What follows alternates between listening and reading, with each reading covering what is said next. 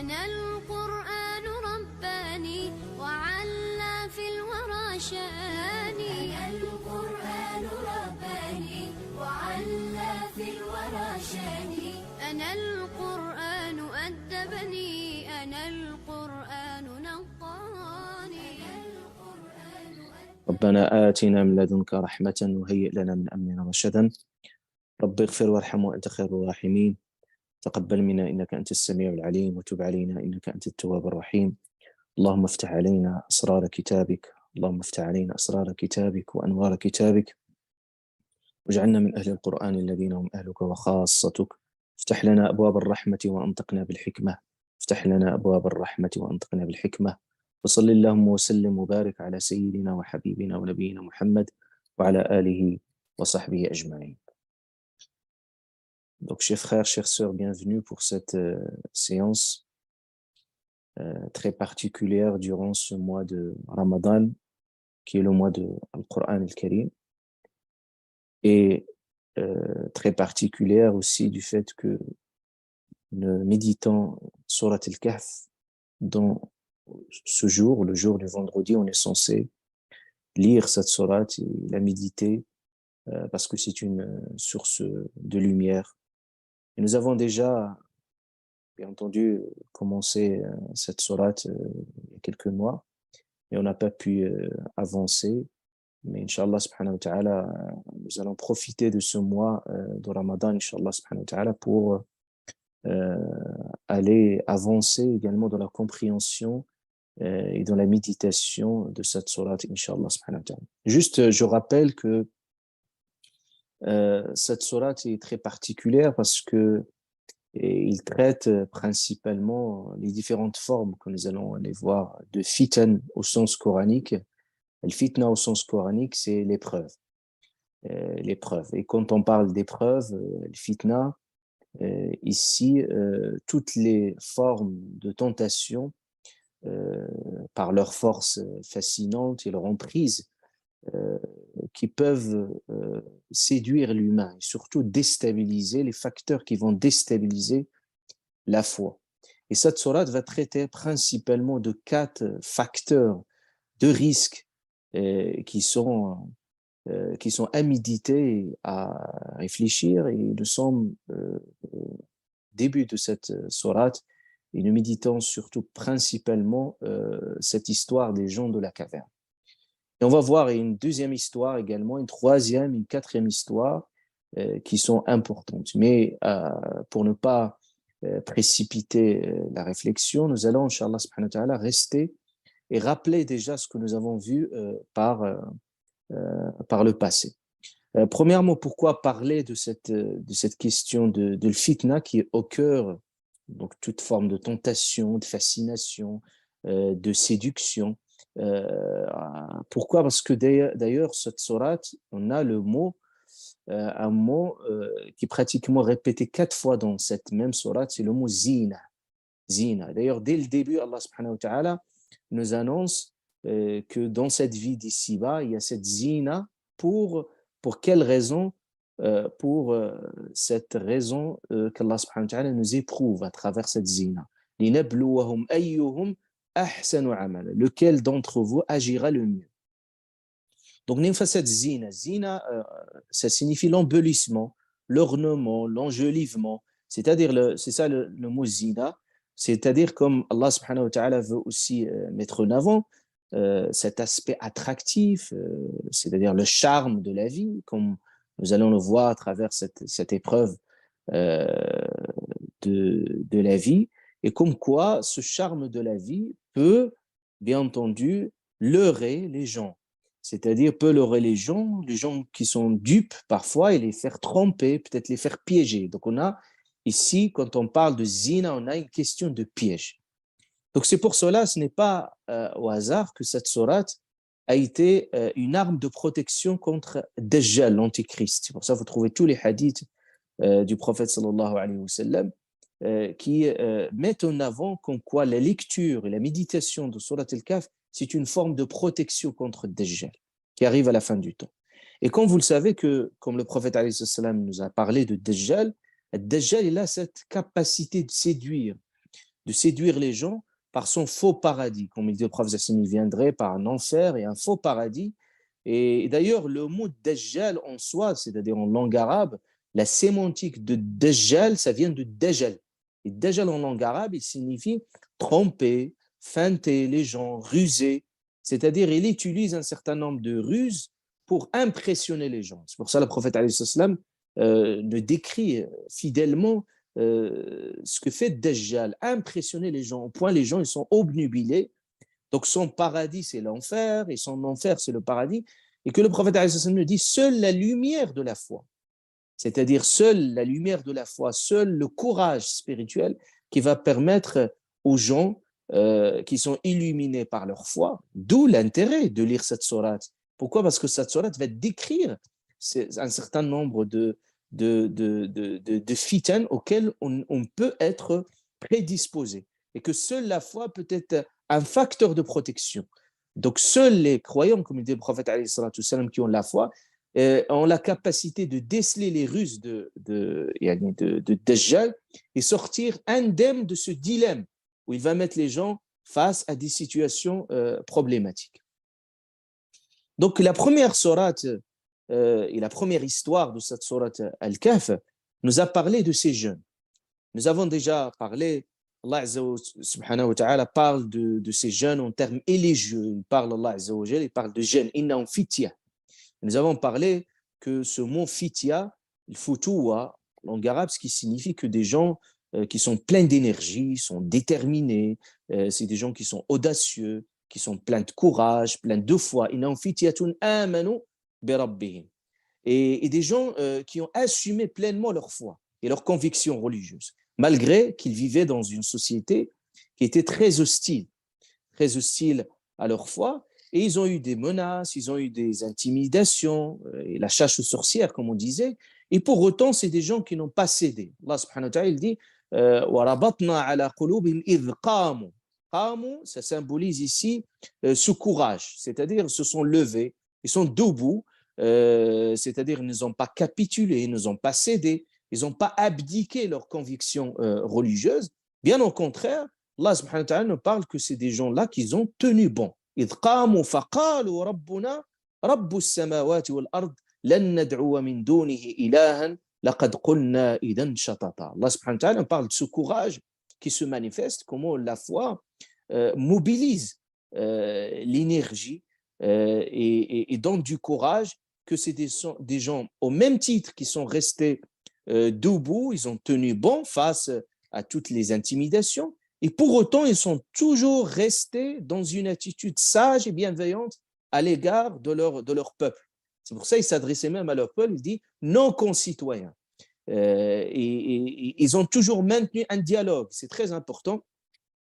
Donc c'était un dialogue et un débat constructif. C'est pour ça qu'ils ont dit هؤلاء قوم اتخذوا من دونه آلهة لولا يأتون عليهم بسلطان بين. C'est-à-dire, ils disaient qu'ils demandaient un débat avec leurs concitoyens s'ils ont des arguments, c'est-à-dire ils cherchaient également le bien fondé de ces convictions religieuses. Mais il s'avère que, bien entendu, la situation n'était pas tenable. C'était très compliqué, très difficile, et il y avait le risque pour leur foi, le risque pour leur vie. C'est pour ça qu'ils étaient pourchassés d'ailleurs par le roi de l'époque, et il voulait absolument les contraindre à abdiquer leur foi. C'est pour ça ils étaient obligés, ils étaient dans l'obligation de fuir. Bien, finalement, ils ne savaient pas vers quelle destination ils vont y aller, donc ils ont fui sans savoir réellement leur destinée. Donc leur décision finale, c'est de fuir.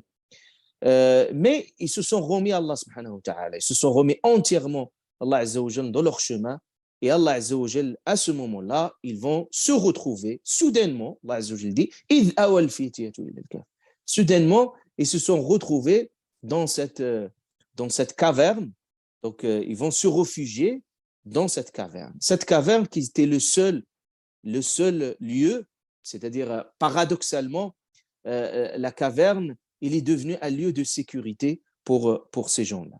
Et bien entendu, je vous ai déjà parlé que cette histoire-là, résonne avec le premier convoi d'émigrés des musulmans à l'Abyssinie, c'est-à-dire pour fuir cette situation insupportable à la Mecque. Cette sourate a été descendue dans ce contexte-là. Et on a analysé, bien entendu, si vous vous souvenez, ce magnifique dua de ces gens de la caverne quand ils se sont adressés à Allah subhanahu wa ta'ala parce qu'ils étaient dans un état de détresse et ils demandaient à Allah azza wa jal subhanahu wa ta'ala qu'il les délivre de cette situation. إذ أوى الفتية إلى الكهف فقالوا ربنا آتنا من لدنك رحمة. Ils ont demandé une rahma, une miséricorde de la part d'Allah subhanahu wa ta'ala. وهيئ لنا من أمرنا رشدا. Allah azza wa jal va bien entendu exaucer leur invocation. C'est des gens qui ont été sincères dans leur démarche. Et Allah azza wa jal va récompenser leur dévotion et leur sens du sacrifice. Il va même faire de ces jeunes un miracle. C'est pour ça Allah subhanahu wa ta'ala, il parle toujours en termes miraculeux. C'est un miracle, c'est un signe d'Allah azza wa jal qui est resté un signe pour toute l'humanité. La preuve qu'on est en train de méditer et l'histoire de ces jeunes, et Allah subhanahu wa ta'ala a inscrit leur nom dans l'histoire, au point qu'ils sont devenus un modèle d'inspiration pour tous les pieux. Donc, c'est une grande leçon à retenir au début de cette séance. C'est comme Allah subhanahu wa ta'ala il nous dit tout le temps, systématiquement, Allah azza wa jal, quand il nous parle de toutes les histoires qui sont racontées dans le Coran al-Karim, où il y avait un combat au final. C'est-à-dire, il y avait, commençons par les prophètes, alayhim aska salatu wa taslim, et toutes les histoires qui sont racontées dans le Coran al-Karim, on a pratiquement les mêmes configurations.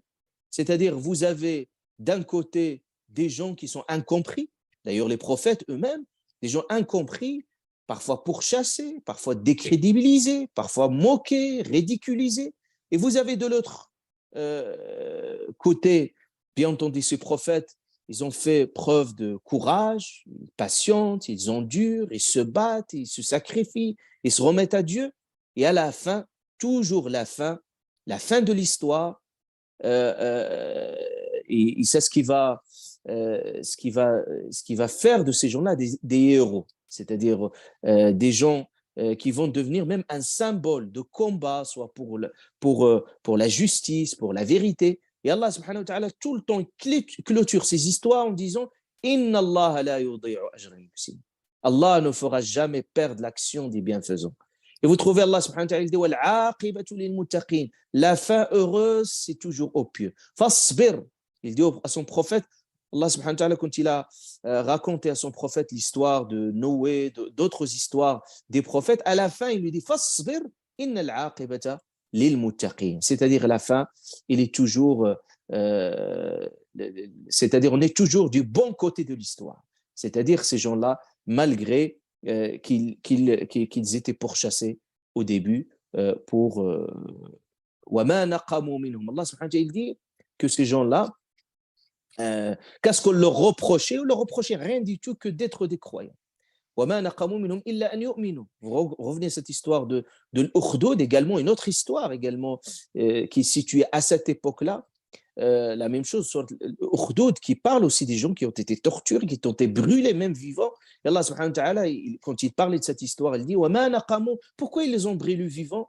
C'est-à-dire, on a parlé ces génocides, aussi ces tortures qui ont subi des minorités religieuses en tout temps, en tout lieu. Ça reste, et le Coran al-Karim résonne toujours avec cette histoire pour nous montrer aussi ce combat pour la justice et pour la liberté religieuse, parce que ces gens-là, ils se sont battus justement pour avoir juste leur liberté d'avoir une autre foi différente de la foi de leur peuple. Donc maintenant, analysons Allah subhanahu wa ta'ala quand ils ont fait ce dua, et Allah azza wa jalla a entendu leur appel et leur appel d'urgence. Parce que des gens qui se retrouvent dans une caverne sans aucune solution et sans aucune solution concrète, et Allah subhanahu wa ta'ala il répond fa'u ila al-kahfi yanshur lakum rabbukum min rahmatih ويهيئ لكم من أمركم مرفقا. Le bienfait d'Allah Azza wa Jal, subhanahu wa ta'ala, il se résume en ce mot. C'est-à-dire tout le bienfait d'Allah Azza wa Jal sur ces gens-là. Et le miracle qui va se réaliser, c'est que Allah Ta'ala, il dit Yanshur lakum rabbukum. Ils ont demandé une rahma. Et Allah subhanahu wa ta'ala dit Yanshur. Et Yanshur en langue arabe, c'est étendre sa rahma. C'est-à-dire, on a cette image comme vous allez dérouler un tapis pour quelqu'un. C'est-à-dire, c'est comme un rahma. Allah Ta'ala va dérouler un tapis de sa miséricorde pour ces gens-là. C'est-à-dire rahma, tapis déroulé pour ces gens-là en termes de rahma. C'est-à-dire une caverne en principe, c'est un lieu obscur, c'est un lieu exigu et souvent, c'est-à-dire un lieu très éloigné, très abandonné. Ça veut dire source de peur. Et regardons comment Allah subhanahu wa ta'ala va transformer ce lieu exigu en un lieu vaste. Quand il parle étendre, c'est-à-dire ça montre aussi qu'Allah subhanahu wa ta'ala va étendre sa rahma pour ces gens-là. Et ce lieu de peur deviendrait un lieu de paix et de quiétude par rahma d'Allah subhanahu wa ta'ala. C'est-à-dire en principe dans une caverne il n'y a plus rien, il n'y a pas de vie, c'est-à-dire on peut s'imaginer comment ces gens-là vont vivre bien entendu dans une telle caverne. Donc la vie elle est compliquée, elle est difficile parce qu'en principe c'est pas dans une caverne qu'on peut y habiter, donc c'est juste un refuge momentané. Et pourtant, Allah subhanahu wa ta'ala dit Allah ta'ala va adoucir tout.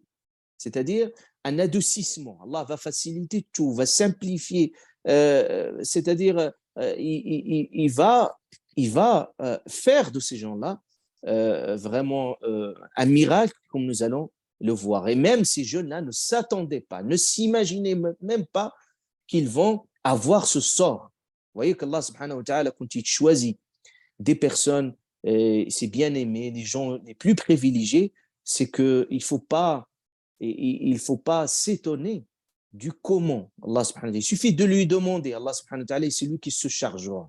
Il va vous étonner subhanahu wa ta'ala. Plus vous êtes sincère dans votre démarche et plus vous êtes dans une quête sincère, plus vous allez voir qu'Allah subhanahu wa ta'ala il mobilise tout pour vous, il vous facilite tout. Et la preuve, c'est qu'on a face à ces jeunes-là qui vont devenir vraiment un miracle pour ces jeunes. C'est quoi? Qu'est-ce qui s'est passé concrètement? Donc, on va voir la suite de ces versets coraniques. Premièrement, le miracle va se réaliser à travers plusieurs choses que le Coran nous raconte. Nous restons toujours fidèlement au récit coranique. C'est pour ça Allah subhanahu wa ta'ala il a annoncé au début, il dit nahnu naqussu alayka naba'ahum bil haqq. Allah subhanahu wa ta'ala nous te raconte le récit en toute vérité. C'est-à-dire il y avait des débats, vous allez voir que le Coran al-Karim aussi va parler de certains débats superficiels à la marge, des gens qui vont parler de et toujours vous savez toujours par rapport à des gens qui ont marqué l'histoire ou les héros qui ont marqué l'histoire, on trouve toujours des gens qui vont raconter des histoires à leur sujet. Et parfois, on va fantasmer, c'est-à-dire cette histoire-là, et parfois, on va idéaliser ces gens-là, et parfois, on va entrer dans certains rituels. Et c'est pour ça que le Coran al-Karim aussi tranche sur certaines problématiques liées à ces gens-là. On va voir, Inch'Allah, peut-être pour la prochaine séance, parce qu'on n'aura pas le temps, bien entendu, de tout terminer, mais on va voir, Inch'Allah ta'ala, les choses, le miracle qui va se réaliser. Le premier miracle, c'est que Allah subhanahu wa ta'ala va amener ces gens-là dans un sommeil très profond. Donc, un sommeil très profond. C'est comme on puisse dire, et dans un état mort-vivant. On va voir dans les versets qui vont suivre. Donc, un sommeil profond qui dure, imaginez-vous, plus de 300 ans. C'est-à-dire, c'est impressionnant et c'est miraculeux. Donc Allah subhanahu wa ta'ala dit فَضَرَبْنَا عَلَى آذَانِهِمْ فِي الْكَهْفِ سِنِينَ عَدَدًا.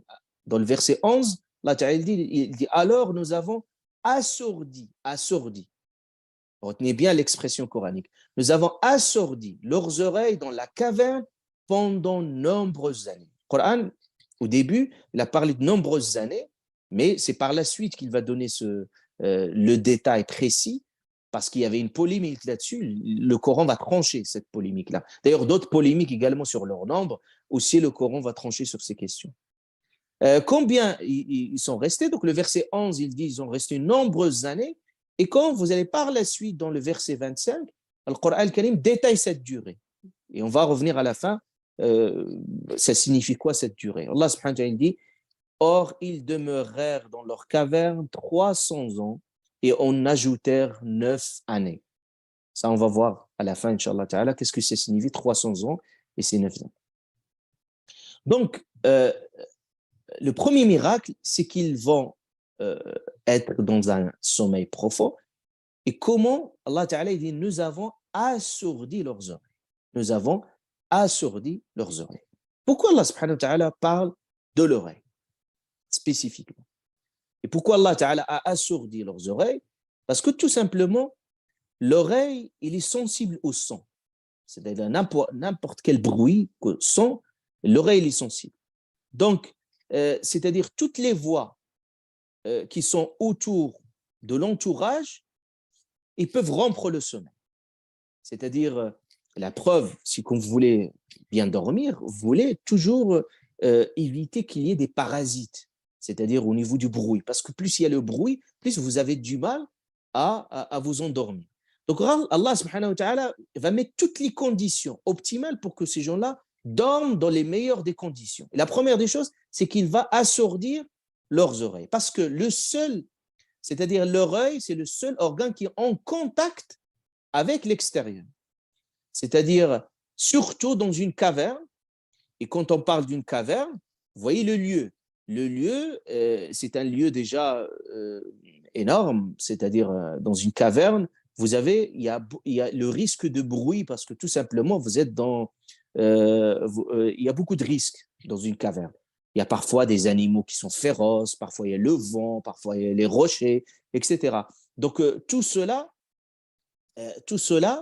fait qu'il va perturber ces gens-là dans leur sommeil. C'est pour ça Allah subhanahu wa ta'ala va assourdir leurs oreilles. D'ailleurs, ce qui est paradoxalement, subhanallah, comme Allah azza wa jalla nous a bien constitué, c'est-à-dire le sens de l'écoute, c'est le seul sens qui est actif en permanence. C'est-à-dire, quand vous allez dormir, vous allez fermer les yeux. Mais quand vous allez, le seul, c'est-à-dire sens qui est actif en permanence, même durant le sommeil, et c'est bien entendu votre oreille. Parce que c'est l'oreille qui permet à l'être humain d'être en contact avec son environnement. Donc c'est pour ça, vous voyez comme les gens qui sont sourds, c'est plus compliqué pour eux d'interagir avec l'environnement que les gens qui sont aveugles. Parce que c'est pour ça Allah subhanahu wa ta'ala, quand il a parlé de la création de l'humain, il dit il a commencé, Allah subhanahu wa ta'ala, même dans le fœtus, dans l'embryologie humaine, la chose qui serait le premier organe, on peut dire les premières cellules embryonnaires qui vont constituer l'humain, c'est les cellules qui en lien avec l'oreille, parce que c'est l'oreille qui permet d'être en contact avec l'environnement. Donc c'est très important qu'Allah subhanahu wa ta'ala, c'est comme Allah azza wa jalla va désactiver ce système auditif. C'est-à-dire, c'est comme il y avait un voile interne dans l'oreille qui empêche la filtration de ce son. Et d'ailleurs, aujourd'hui, même scientifiquement, les gens qui étudient le défi scientifique dans le Coran al-Karim s'arrêtent sur ce verset coranique. Il parlait même d'un système, des systèmes qu'Allah subhanahu wa ta'ala nous a dotés en tant qu'être humain. C'est ce système qui nous permet, dans l'oreille, qui nous permet d'être en état de veille. C'est-à-dire, en état de veille, il garde toujours le corps en état de réflexe. C'est-à-dire vis-à-vis de toutes les stimuli qu'il y a dans l'environnement. Donc, Allah subhanahu wa ta'ala va inhiber, c'est-à-dire va désactiver ce système. C'est-à-dire, et quand ce système-là, il est inhibé, il est désactivé, l'être humain rentre dans un sommeil profond. Parce que toutes les fonctions vitales, bien entendu, quand on est en sommeil profond, toutes ces fonctions vitales, la température corporelle, tous, ils sont en baisse. C'est-à-dire comme on donnait le cas de l'hibernation. Voilà. Allah subhanahu wa ta'ala a conçu notre système de façon très miraculeuse et harmonieuse pour qu'il nous permet vraiment de dormir tranquillement et paisiblement. C'est pour ça Allah subhanahu wa ta'ala, il a nommé la nuit, il la qualifie subatan. Subatan, sebt c'est le qata', c'est pour ça qu'on appelle sebt, c'est le samedi, c'est-à-dire au sens que le Shabbat, c'est ça, sebt, c'est-à-dire qu'il y a une coupure. Et Allah subhanahu wa ta'ala parle de cette nuit, c'est vraiment ça. Plus on est coupé de ce monde-là, plus qu'on est dans un environnement plus serein, plus ça nous permet de dormir plus tranquillement. Quand il y a des parasites, c'est un peu plus complexe. Donc, voyez le premier miracle. Allah subhanahu wa ta'ala dit ضربنا على آذانهم في الكهف سنين عددا. Donc, la première des choses, c'est le sommeil profond. Deuxième des choses, deuxième miracle, c'est qu'Allah subhanahu wa ta'ala va maintenir et protéger leur corps. Parce que finalement, ils sont en train de dormir. Le premier miracle qui va se réaliser pour maintenir et protéger leur corps à travers plusieurs miracles. Le premier miracle, Allah subhanahu wa ta'ala dit « Et tu les aurais cru éveillés alors qu'ils dorment. » Et dans le verset 18, Allah subhanahu wa ta'ala dit « Et tu les aurais cru éveillés alors qu'ils dorment. » Imaginez-vous que vous voyez quelqu'un, vous avez la sensation de voir quelqu'un, voilà. Vous voyez quelqu'un qui est éveillé alors qu'il dort. Et il dit Allah subhanahu wa ta'ala وَنُقَلِّبُهُمْ et nous les tournons sur le côté droit et sur le côté gauche. Voilà le deuxième miracle. C'est que il y a un changement permanent de côté. C'est-à-dire même qu'ils dormaient, mais ils ne dormaient pas sur une seule position. Allah subhanahu wa ta'ala les fait tourner. Ils changent de côté. Et nous le tournons sur le côté droit et sur le côté gauche. Pourquoi? Et là, le deuxième miracle, c'est que le contact permanent de la surface de peau, c'est-à-dire la surface de peau quand il est en contact permanent avec la terre, il cause un certain nombre, ce que les médecins appellent les ulcérations, c'est-à-dire qu'il y a un certain nombre des ulcérations qui sont liées à ce contact de la peau, le contact permanent de la peau avec la surface de la terre. Donc c'est pour ça, même dans la médecine moderne aujourd'hui, c'est-à-dire dans la convalescence, c'est-à-dire on utilise cette méthode pour les patients qui sont en état de coma, on est obligé, ou de paralysie qui soit partielle ou totale, on est obligé d'utiliser cette méthode pour les faire tourner, parce que sinon, le corps va se décomposer, va pourrir. Donc, on a besoin de ce mouvement qui est essentiel pour la réhabilitation, bien entendu, du corps. Donc, ça, c'est le deuxième miracle. Vous voyez comment Allah, subhanahu wa ta'ala, même de façon miraculeuse, va aussi nous donner une indication. Allah, subhanahu wa ta'ala, pourrait éventuellement, Allah Azza wa Jalla, être capable de toutes choses, les laisser comme ça, dans cet état-là, et puis en faire un miracle. Mais Allah subhanahu wa ta'ala nous dit aussi, même les lois naturelles de l'univers ne sont pas brisées pour autant. C'est-à-dire, même ils sont maintenus, on peut dire, en vie minimaliste. C'est comme ils sont dans une forme de coma, on puisse dire, mais c'est finalement, on n'a pas brisé les lois naturelles. C'est-à-dire, Allah subhanahu wa ta'ala les fait tourner, pour nous dire aussi l'importance également de ce mouvement du corps. Deuxième dimension, Allah subhanahu wa ta'ala dit وَتَرَى الشَّمْسَ إِذَا طَلَعَتْ تَزَّاوَرُ عَنْ كَهْفِهِمْ ذَاتَ الْيَمِينِ وَإِذَا غَرَبَتْ تَقْرِضُهُمْ ذَاتَ الشِّمَالِ وَهُمْ فِي فَجْوَةٍ مِّنْهُ ذَلِكَ مِنْ آيَاتِ اللَّهِ. Allah Azza wa Jalla nous parle également, il nous dit que leur corps, il dit, tu aurais vu le soleil quand il se lève s'écarter de leur caverne vers la droite et quand ils se couchent, passer à leur gauche. Donc, l'autre miracle, c'est que le corps a besoin d'être exposé aux rayons du soleil. En plus de les tourner, le soleil est indispensable. Pourquoi? Donc Allah subhanahu wa ta'ala va exposer l'exposition de leur corps et de la caverne d'ailleurs. Le lieu, il a besoin d'être aéré. Donc, le rayon du soleil, Allah subhanahu wa ta'ala dit wa tara shams idha tala'at. Regardez même le soleil, comment il se lève. C'est-à-dire, c'est comme le soleil fait une petite visite. Et à la fin, il dit taqridhum. À la fin, c'est juste des petites piques. C'est comme les soleils, c'est-à-dire au moins une entrée du soleil. Donc le fait d'avoir régulièrement, et de façon équilibrée dans la journée cette exposition au soleil, comme vous le savez tous, c'est pour prévenir le taux d'humidité, parce que quand il y a le taux d'humidité qui est très élevé, c'est un peu très dangereux. Et vous savez, le développement des moisissures, ils sont liés finalement quand le soleil n'est pas exposé. Donc les rayons des soleils sont indispensables. Donc pour prévenir, bien entendu, et surtout pour un corps qui ne bouge pas dans une telle caverne, et ça, ce qui a été démontré scientifiquement. Vous savez, le soleil, il est important parce qu'il apporte également la vitamine D qui est essentielle pour la santé des os. Donc ça nous montre finalement le miracle d'Allah subhanahu wa ta'ala. Et vous voyez qu'Allah azza wa jalla dit tazawaru an kafihim. Il donne même une métaphore, c'est comme le soleil prend un virage. Et il se dévie légèrement. Pourquoi il dit tazawaru an kafihim? Imaginez le soleil, il était brûlant. Ça peut brûler leur corps. Mais Allah subhanahu wa ta'ala, c'est comme il y avait même le mouvement de soleil de façon très, très légère et très minutieuse pour qu'ils ne brûlent pas leur corps. Et pour qu'ils ne manquent pas d'oxygène également. Quand il couche le soleil, taqriduhum, c'est-à-dire c'est un peu de lumière avant le coucher du soleil. Vous voyez comment Allah subhanahu wa ta'ala a mis les choses de façon très, très parfaite et harmonieuse et minutieuse. Ça nous montre une chose importante avant de revoir la suite. C'est quand on a confiance en Allah subhanahu wa ta'ala.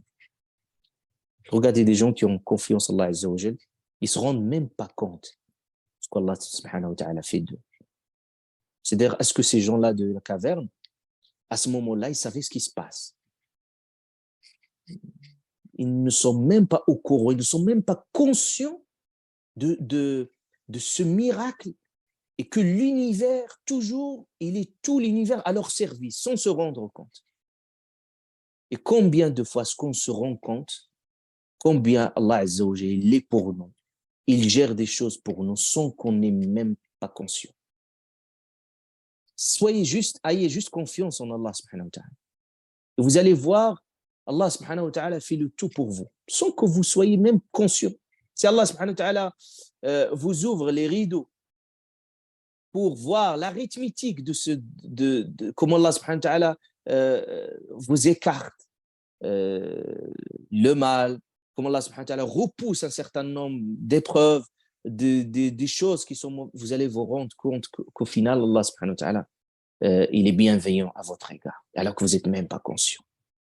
C'est comme il disait l'un des sages, il dit, sois pour Allah comme il le veut, il le sera pour toi comme tu veux. Donc, soyons pour Allah subhanahu wa ta'ala comme il veut, subhanahu wa ta'ala. Être à la hauteur de nos engagements et avoir une attitude correcte vis-à-vis d'Allah subhanahu wa ta'ala. Et vous allez voir qu'Allah azza wa jalla le saura tout autant, l'aura plus encore envers vous, subhanahu wa ta'ala. Donc, vous voyez, tous ces miracles-là, c'est comme Allah subhanahu wa ta'ala veut mettre ou constituer le minimum nécessaire, si on peut dire, pour conserver ce corps. Pour que ce corps reste dans un état vital, il faut un minimum. Et c'est pour ça, Allah subhanahu wa ta'ala, et deuxième aussi miracle, dans cette sourate, il dit وَهُمْ فِي فَجْوَةٍ مِّنْهِ. Il dit Allah subhanahu wa ta'ala, tandis que eux-mêmes ils sont là dans une partie spacieuse de la caverne. C'est très étonnant. C'est-à-dire, regardez comment ils se sont situés. Donc Allah azza wa jalla, même le choix du lieu, le choix d'un lieu au milieu de la caverne. Et c'est un choix minutieux. Et l'existence de cette ouverture dans le toit de la caverne, c'est ce qui va permettre un niveau d'aération et c'est-à-dire une luminosité idéale pour ces gens-là.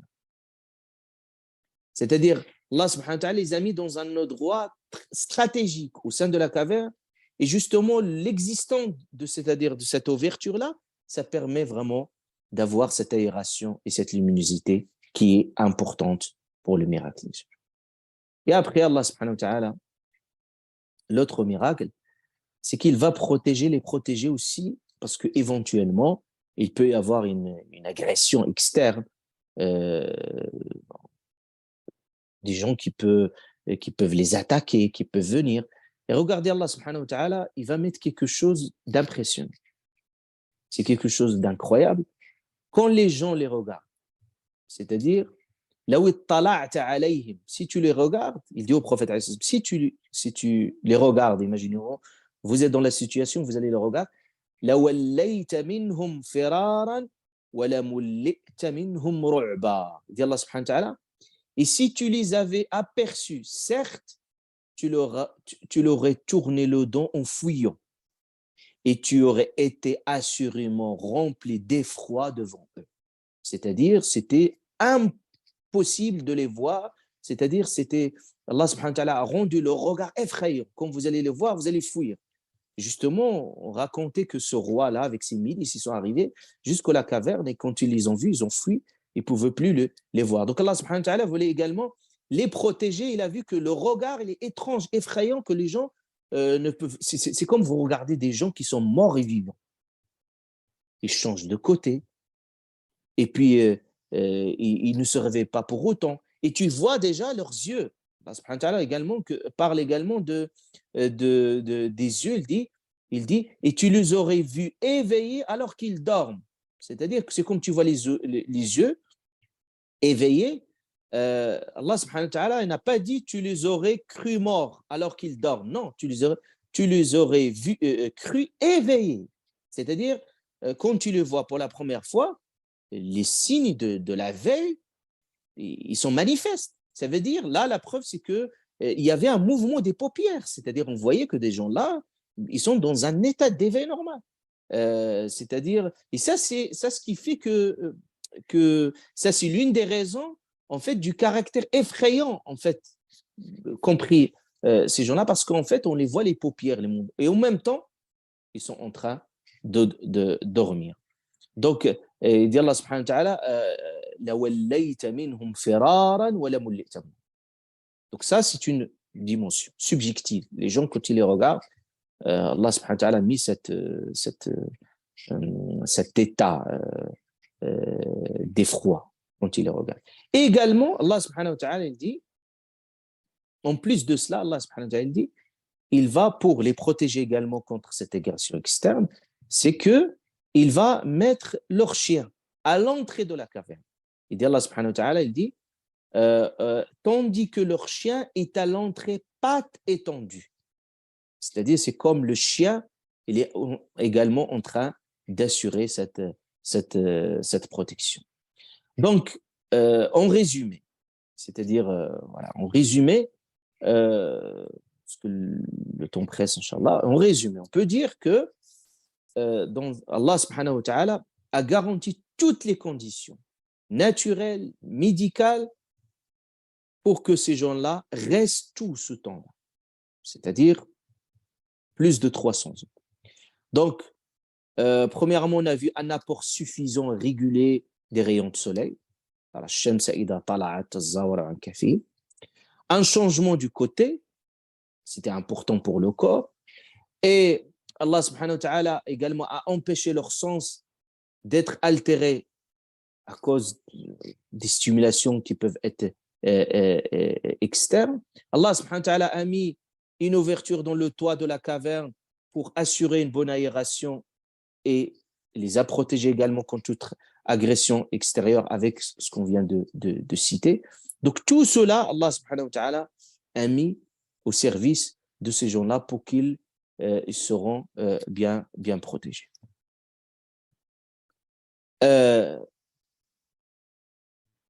Inch'Allah, on n'a pas le temps, bien entendu, de terminer la suite, mais Inch'Allah ta'ala, on va voir maintenant, la prochaine fois, Inch'Allah subhanahu wa ta'ala, finalement, quand ils vont se réveiller, quand ils vont être ressuscités, et d'ailleurs, l'une des fonctions de cette sourate, la sourate de la caverne, c'est justement pour montrer aussi le miracle qu'Allah subhanahu wa ta'ala est capable de ressusciter les morts.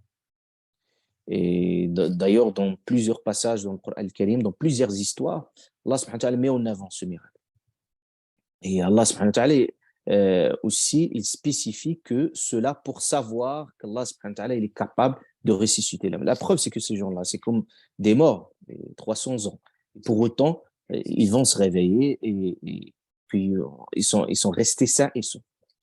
Donc, Inch'Allah ta'ala, on va voir la prochaine fois quand ils vont se réveiller, qu'est-ce qui va se passer. Donc, à leur étonnement, donc mutuellement, ils vont se poser des questions. Et on va voir aussi qu'est-ce qui va se passer par la suite. Est-ce qu'ils vont rester comme ça tout le temps en vie ou est-ce qu'Allah subhanahu wa ta'ala va également, quand les gens vont les découvrir ces gens de la caverne, qu'est-ce qui va se passer? Et puis également, on va voir un certain nombre de débats de l'époque, et comment le Coran s'est positionné par rapport à ce débat-là, par rapport à leur nombre, et par rapport à des gens qui veulent rendre hommage à ces gens-là, comment ils l'ont fait, et de quelle manière et de quelle façon. Et également, on va voir également qu'Allah subhanahu wa ta'ala va parler de combien ils sont restés, ces gens-là aussi, c'est-à-dire la durée, et comment le Coran va se positionner sur cette question-là, Inch'Allah. Donc, l'heure de l'iftar, Inch'Allah, arrive. Donc, Inch'Allah ta'ala, donc c'est un moment, il reste que quelques minutes. C'est un moment très, très important pour faire le dua, surtout pour le jour du vendredi. Inch'Allah subhanahu wa ta'ala. Allah Azza wa Jalla, on demande à Allah subhanahu wa ta'ala qu'il illumine, Inch'Allah, nos consciences et nos cœurs par le Coran al-Karim. Et donc, voilà, ça c'est juste, je suscite un peu la méditation, la réflexion, très, très brièvement, mais n'hésitez pas, Inch'Allah, à faire dans votre programme au moins une sourate durant ce mois à méditer. Pourquoi pas cette sourate, Inch'Allah ta'ala. فنسأل الله سبحانه وتعالى تقبل منا ومنكم الصلاة والصيام. ربنا اغفر لنا ذنوبنا وإسرافنا في أمرنا وثبت أقدامنا وانصرنا على القوم الكافرين. اللهم اجعلنا لك شكارين لك ذكارين لك مطواعين لك مخبتين. رب اغفر وارحم وأنت خير الراحمين. اللهم إنا نسألك العفو والعافية في ديننا ودنيانا وأهلنا ومالنا. اللهم احفظنا من بين أيدينا ومن خلفنا وعن أيماننا وعن شمائلنا ونعوذ بعظمتك أن نغتال من تحتنا. اللهم ربنا آتنا من لدنك رحمة وهيئ لنا من أمرنا رشدا. ربنا آتنا من لدنك رحمة وهيئ لنا من أمرنا رشدا. ربنا آتنا من لدنك رحمة وهيئ لنا من أمرنا رشدا. رب اغفر وارحم وأنت خير الراحمين. اللهم إنا نسألك العفو والعافية في ديننا ودنيانا وأهلنا ومالنا. اللهم احفظنا من بين أيدينا ومن خلفنا وعن أيماننا وعن شمائلنا ونعوذ بعظمتك أن نغتال من تحتنا. آمين آمين. وصلى اللهم وسلم وبارك على سيدنا وحبيبنا ونبينا محمد وعلى آله وصحبه أجمعين. سبحان ربك رب العزة عما يصفون وسلام على المرسلين الحمد لله. القرآن يسري في شراييني ووجداني أنا نبت بحفاظ جليل القدر والشان لهم نور يعانقهم يضاهي شمس أزمان